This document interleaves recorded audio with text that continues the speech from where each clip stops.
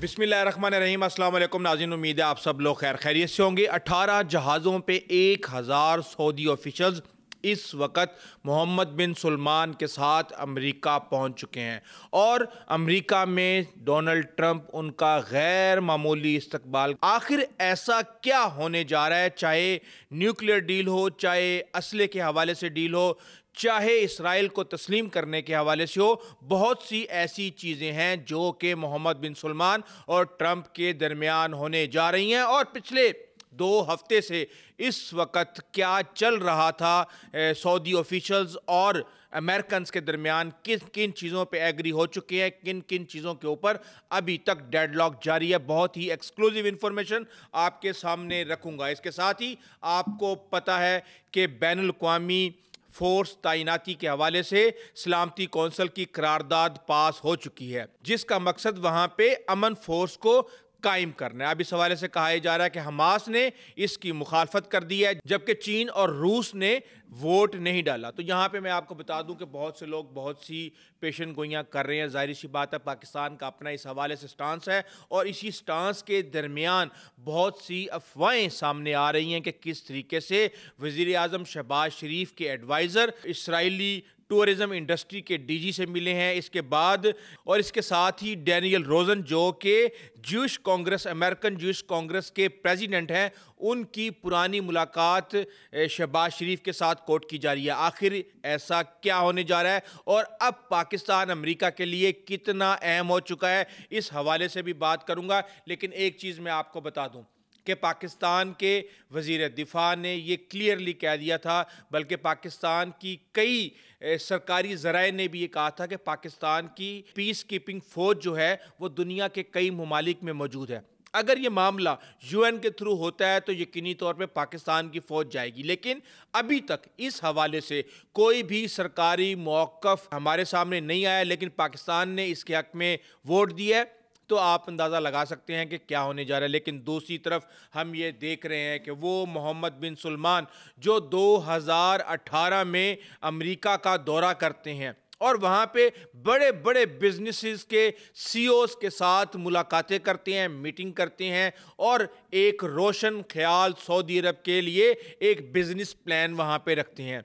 लेकिन उसके बाद कुछ ही अरसे के बाद जमाल खशोगी का वाक़या पेश आता है और पूरे अमेरिका के अंदर, बल्कि पूरी दुनिया के अंदर उनके लिए एक रेजिस्टेंस शुरू हो जाती है। कहा यह जाता है कि उनको इसके बाद एक तरह से वो पूरी दुनिया से किनारा कश हो गए थे। तो अब सवाल ये पैदा होता है कि यकीनी तौर पे सऊदी अरब $600 बिलियन इन्वेस्ट करने जा रहा है, लेकिन अब इतनी इज्जत देने का मकसद क्या है? इस हवाले से एक तरफ तो ये कहा जा रहा है कि सऊदी अरब से अब्राहम अकॉर्ड पे दस्तखत करवाने हैं और उसको राज़ी करना है कि वो इसराइल के साथ ताल्लुकात को नॉर्मलाइज कर ले। और ट्रंप कह रहे हैं कि ये सब कुछ इसी साल होने जा रहा है। और दूसरा, आपको पता है, इन्वेस्टमेंट। और तीसरा, ट्रंप के बारे में कहा जा रहा है कि उनके जो ज़ाती बिजनेसेस हैं उनको गल्फ के अंदर बहुत ज़्यादा पजीराई और इन्वेस्टमेंट करने का मौका मिल रहा है, इसलिए ट्रंप इस विज़िट को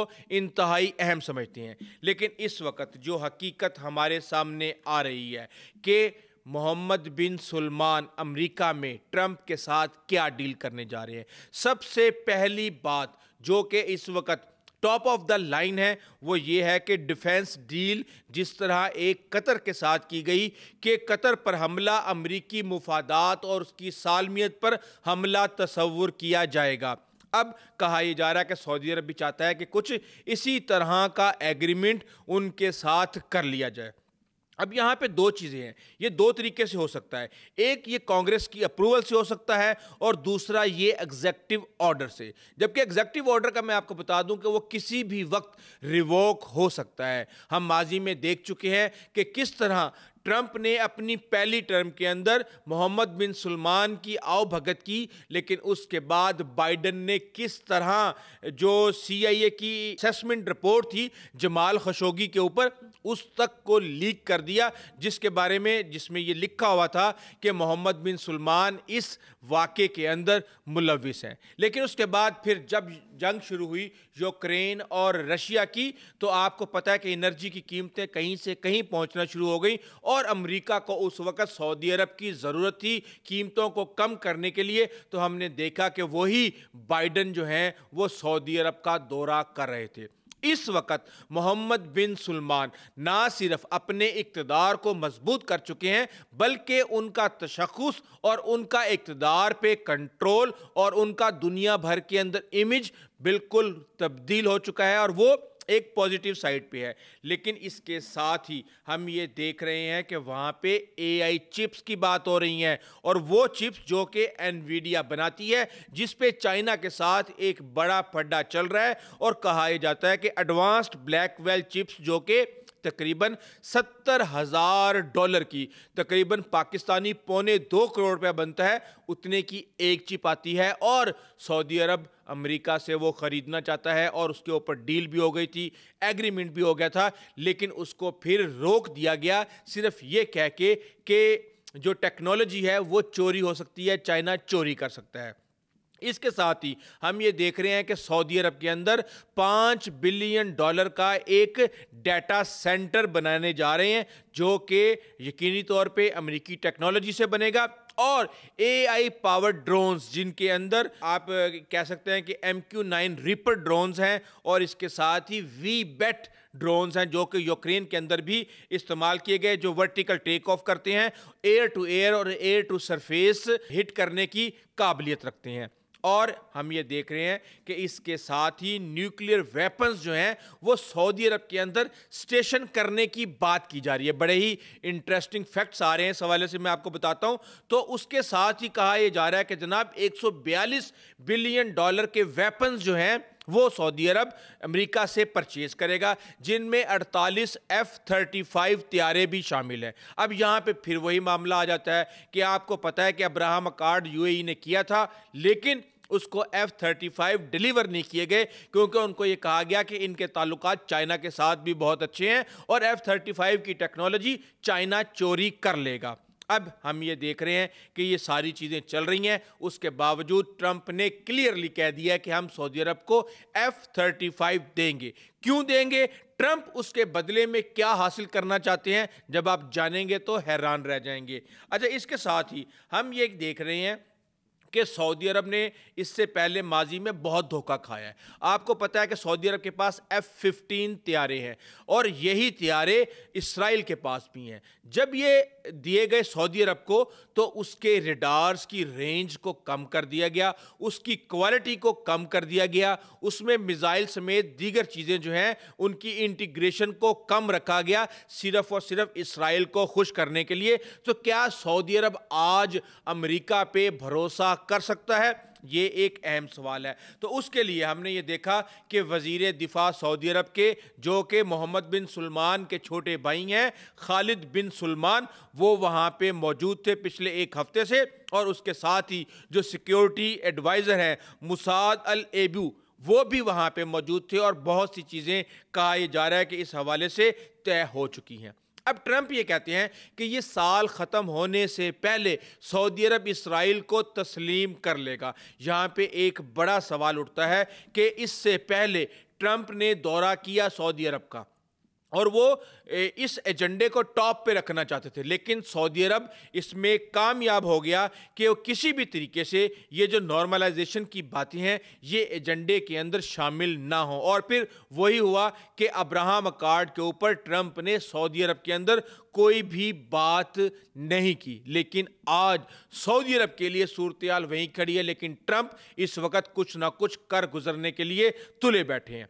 अब सऊदी अरब ये चाहता है कि ये सारे का सारा मामला स्टेप वाइज हो, और स्टेप वाइज इस तरह हो कि पहले इसराइल फ़लस्तीन को एक आज़ाद रियासत तस्लीम करे, और उस हवाले से इनिशिएटिव्स लिए जाएं, स्टेप लिए जाएं। लेकिन इसराइल इस वक्त फ़लस्तीन को तस्लीम करने से इनकारी है, और हम ये देख रहे हैं कि इस समेत अब जिस तरह F-35 है, F-35 के ऊपर सऊदी अरब ये चाहता है कि ट्रांसफ़र ऑफ टेक्नोलॉजी होनी चाहिए। वो ज़्यादातर वेपन्स के ऊपर ट्रांसफ़र ऑफ टेक्नोलॉजी मांग रहा है, क्योंकि सऊदी अरब एक बहुत बड़ी डिफेंस इंडस्ट्री अपने मुल्क में लगाने जा रहा है, जिसके अंदर पाकिस्तान का भी एक अहम किरदार है। अब इस हवाले से बहुत सी बातें की जा रही हैं कि F-35 होगा तो यकीनी तौर पे वो पाकिस्तानी एयरफोर्स जो कि ट्रेनिंग कर रही है इस वक्त सऊदी एयरफोर्स की, उनकी रेंज से कैसे दूर रह सकता है। तो इस हवाले से ये जितने भी वेपन्स आएंगे इनकी कमज़ोरियों को जानना, क्योंकि आपको पता है MQ-9 रीपर इंडिया के पास भी है और हमें बड़ी खुशी होगी अगर हम उसको तबाह करें। तो इस हवाले से जो कमज़ोरियां हैं उनके सॉफ्टवेयर को रीड करना, उनकी मैनेवरेबिलिटी को रीड करना, उनके इलेक्ट्रोमैग्नेटिक वारफेयर को रीड करना, ये बहुत ही इंपॉर्टेंट है। और इनके ये तमाम तर वेपन्स ट्रांसफ़र ऑफ टेक्नोलॉजी के साथ अगर सऊदी अरब आते हैं तो इसका पाकिस्तान को बहुत ज़्यादा फ़ायदा होने जा रहा है। अब इसके बाद बात करते हैं अब्राहम अकॉर्ड की। अब्राहम अकॉर्ड के ऊपर ट्रंप ये चाहते हैं कि सऊदी अरब इसके ऊपर बातचीत करे और इसको तस्लीम करे, और ना सिर्फ सऊदी अरब, उसके साथ बहुत से ममालिक भी इसके अंदर शामिल हो। अब जब ये बातें होती हैं तो कहा जाता है कि अगर सऊदी अरब ने ये बात तस्लीम कर ली और 2 स्टेट जो फ़लस्तीन का सलूशन है वो अगर निकल आता है तो फिर पाकिस्तान को भी इस लाइन में खड़ा होना पड़ेगा। तो इस चीज़ को लेके इंडिया के अंदर बहुत ज़्यादा प्रोपेगेंडा किया जा रहा है और ये कहा जा रहा है कि जनाब पाकिस्तान ने इस सिमत में अपने स्ट्रेटजिक ताल्लुकात बनाने के लिए काम शुरू कर दिया है। और पीछे जो बातें की जा रही हैं वो ये की जा रही हैं कि जनाब चंद दिन पहले लंदन के अंदर एक ट्रैवल के हवाले से एक कॉन्फ्रेंस हुई थी जिसमें 170 ममालिक ने शिरकत की थी। वहाँ पे इसराइल के टूरिज़म मिनिस्ट्री के डीजी मिकाइल इज़ाकोव जो हैं वो आते हैं पाकिस्तानी स्टॉल पे, और वहाँ पे सरदार इलियास खान जो कि एडवाइज़र हैं वज़ीर आला शहबाज शरीफ के, उनसे मिलते हैं और उनसे हाथ मिलाते हैं। इस खबर को लेके कहीं से कहीं बातें पहुंचा दी गई। अगर कोई भी शख्स थोड़ी सी भी अकल रखता है तो आप मुझे बताएं कि इस तरह के मामलात इस तरह कॉन्फ्रेंसिस के अंदर डील किए जाते हैं या बंद कमरों में डील किए जाते हैं। और फिर अपने इस कमज़ोर लॉजिक को सपोर्ट करने के लिए एक और बात की जा रही है कि किस तरह वज़ीर आज़म शहबाज शरीफ जब अमेरिका के दौरे पे गए थे UN इजलास के मौके पे, तो वहाँ पे डैनियल रोजन से उनकी मुलाकात हुई जो कि प्रेसिडेंट हैं अमेरिकन ज्यूइश कांग्रेस के और इसराइल का बाअसर लॉबिंग ग्रुप है। अब यहाँ पे जब मैंने डैनियल रोजन की ट्वीट देखी तो उसने ये बताया कि नेतन्याहू के बाद तकरीर थी शहबाज शरीफ की, तो मेरी शहबाज शरीफ से भी मुलाकात हुई, मिस्र के वज़ीर आज़म से भी मेरी मुलाकात हुई, और ये बहुत अच्छा रहेगा कि अगर हम टेररिज्म समेत दीगर चीज़ों के ऊपर इन तमाम ममालिक से ताल्लुकात रख के कोऑर्डिनेट करें तो मिडल ईस्ट समेत पूरे इस खित्ते के अंदर अमन कायम हो सकता है। यानी कि एक 4 माह पुरानी मुलाकात जो कि अमेरिका में एक अमेरिकी से हुई थी उसको लेके और एक लंदन में होने वाली मुलाकात को लेके बड़ी बातें की जा रही हैं और कहा यह जा रहा है, ये तो एक हकीकत है, इससे किसी को इनकार नहीं कि पाकिस्तान का इंतखाब अमेरिका कर चुका है और वह इंतखाब किया गया है कि वो की पिलर होगा अमेरिका की साउथ सेंट्रल एशिया प्लान के अंदर, और पाकिस्तान इस हवाले से चीज़ों को लेके आगे चलेगा और क्लोज कोऑर्डिनेशन के अंदर अमेरिका के साथ काम करेगा। अब अमेरिका का हमें डिच करेगा नहीं करेगा, हमारी एक 78 साल की हिस्ट्री है, हमने जो अमेरिका से शॉर्ट टर्म फ़ायदे उठाने होते हैं वो हम उठा लेते हैं, और चीन हमारा लॉन्ग टर्म इत्तेहादी है जिससे 80% वेपन्स हम ले रहे हैं और वो एक तरह से हमारी शहरक बना हुआ है डिफेंस के हवाले से। अब प्रोपेगेंडा किया जाता है कि नहीं जी अमेरिका को तो पसनी के अंदर पोर्ट दी जा रही है जिसका मकसद ही सिर्फ ये है कि ईरान की मॉनिटरिंग की जाए, जब ईरान की मॉनिटरिंग की जाएगी तो इसराइल के मुफादात बीच में आ जाएंगे और उसके साथ ही CPEC का नुकसान होगा, चाइना को रोकने की कोशिश की जाएगी और रंग बिरंगी बातें की जा रही हैं, जबकि ग्राउंड के ऊपर इसकी कोई भी रियलिटी नहीं है। अब हम ये देख रहे हैं कि F-35 के ऊपर भी बहुत ज़्यादा बातें की जा रही हैं। अब F-35 के ऊपर आपको पता है कि अगर एक सिंपल सा F-35 जिसको अमेरिका स्विच ऑफ कर सकता है, ये उड़ता ताबूत बन सकता है सऊदी अरब के लिए, उसके ऊपर भरोसा करना इसराइल के मुकाबले में जिसको F-35 IDIR यानी कि उसको उसके अंदर अल्ट्रेशन का लाइसेंस दिया हुआ है कि वो अपनी मर्जी से उसके अंदर तब्दीलियां कर सकता है। यही वजह है कि F-35 के अंदर इसराइल ने एक्सटर्नल टैंक लगा के उसका एक तरह से वो पूरा राउंड ईरान का लगाने की पोजीशन में आ गया और उसकी वजह से उसको काफ़ी ज़्यादा एडवांटेज हुआ एयर सुपीरियरिटी के अंदर। तो इस तरह तो मुकाबला नहीं होगा। तो इसलिए सऊदी अरब ये चाहता है कि लोकलाइजेशन ऑफ कंटेंट किया जाए, यानी कि इन तमाम चीज़ों को ट्रांसफ़र ऑफ टेक्नोलॉजी के तहत सऊदी अरब के अंदर ही बनाया जाए, क्योंकि सऊदी अरब के अंदर ही एक बहुत बड़ी डिफेंस इंडस्ट्री का आगाज़ करने जा रहा है। अब बात करते हैं न्यूक्लियर की, कि भाई अमेरिका न्यूक्लियर कैसे स्टेशन कर सकता है सऊदी अरब के अंदर।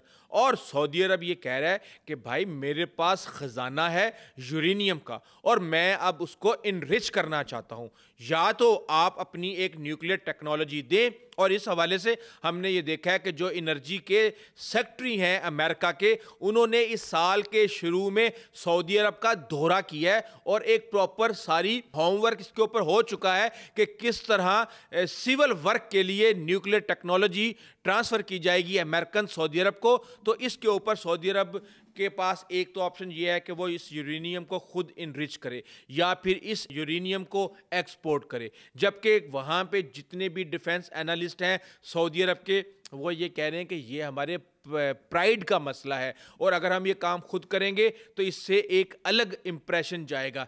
लेकिन इसकी कीमत सिर्फ और सिर्फ ये हो सकती है कि अगर एग्रीमेंट किया जाए और वो एग्रीमेंट भी कांग्रेस का अप्रूव्ड हो और इसके साथ ही सऊदी अरब के अंदर स्टेशन किए जाएं न्यूक्लियर। तो इसके ऊपर जो अमेरिकन हैं वो ये कह रहे हैं कि जनाब अमेरिकन ने तो पूरी दुनिया के अंदर स्टेशन किए हुए न्यूक्लियर, हमारे पास न्यूक्लियर सबमरीन्स हैं जो इंडियन ओशन के अंदर हर वक्त फिरती रहती हैं, तो ज़रूरत पड़ने के ऊपर उसको इस्तेमाल कर लिया जाएगा। किसके ख़िलाफ़ इस्तेमाल किया जाएगा ये आपको बड़े अच्छे तरीके से पता है। पूरे मिडिल ईस्ट के अंदर किसके पास न्यूक्लियर है ये भी आपको बड़े अच्छे तरीके से पता है। तो बात इस वक्त ये है कि जाहिर सी बात है अमेरिका एक सुपर पावर है और अमेरिका के बगैर इस वक्त दुनिया के अंदर अपने मुफादात का तहफ़्फ़ुज़ करना बहुत मुश्किल है। या तो आप रूस और चीन जितने ताकतवर हों या फिर आपको अमेरिका से बना के रखनी पड़ेगी उनकी टेक्नोलॉजी के लिए, उनके ट्रेड के लिए, उनके इन्फ्लुएंस के लिए, उनकी खारजा पॉलिसी को इस्तेमाल करने के लिए। तो अब यही पॉलिसी जो है सऊदी अरब की तरफ से इस्तेमाल की जा रही है। उसको पता है कि किसने उसका दिफा करना है, जिसने उसका दिफा करना है उससे दिफाई मुआहिदा हो चुका है। लेकिन वेपन्स के हवाले से, इन्वेस्टमेंट के हवाले से, डिफेंस इंडस्ट्री को बढ़ाने के हवाले से सऊदी अरब इस हवाले से अपना पैसा फराहम कर रहा है और आने वाले दिनों में आपको नज़र आएगा कि सऊदी अरब और पाकिस्तान मिलके एक बड़ी इंडस्ट्री जो है डिफेंस की बनाने जा रहे हैं, जिसमें एक दिन आएगा कि 100% जो डिफेंस की डिपेंडेंस है वो दीगर ममालिक से ख़त्म हो जाएगी। बहरहाल ये जो दौरा है इसका बहुत ज़्यादा चर्चा होने जा रहा है आने वाले दिनों में। इस हवाले से आपको अपडेट करते रहेंगे। अभी तक के लिए इतना ही, आइंदा तक के लिए इजाज़त दीजिए। अल्लाह हाफ़िज़।